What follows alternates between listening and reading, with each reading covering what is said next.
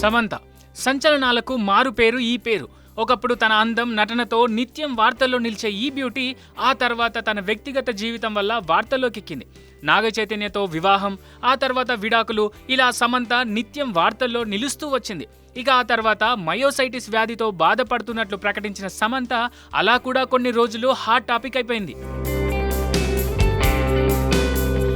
Social మీడియాలో నిత్యం యాక్టివ్గా ఉండే సమంత ఏదైనా పోస్ట్ చేసిందంటే చాలు, అది ఖచ్చితంగా వైరల్ అవ్వాల్సిందే.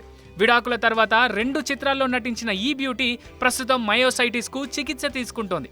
ఇందులో భాగంగానే ప్రస్తుతం సినిమాలకు కాస్త బ్రేక్ ఇచ్చి ఆరోగ్యంపై శ్రద్ధ పెట్టింది. అయితే ఇన్స్టాలో మాత్రం నిత్యం యాక్టివ్గా ఉంటుంది. తన వ్యక్తిగత జీవితానికి సంబంధించి, టూర్స్, ట్రావెల్కు సంబంధించి ఎప్పటికప్పుడు అభిమానులతో పంచుకుంటోంది. ఈ క్రమంలోనే సమంత తాజాగా ఇన్స్టాగ్రామ్ వేదికగా ఓ ఆసక్తికరమైన పోస్ట్ చేసింది.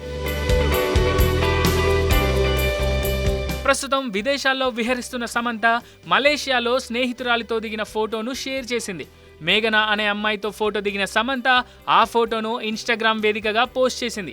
ఈ ఫోటోతో పాటు నేను తీసుకున్న మంచి నిర్ణయాలకు ఫేస్ అడిగితే అది మేఘనానే అంటూ రాసుకొచ్చింది.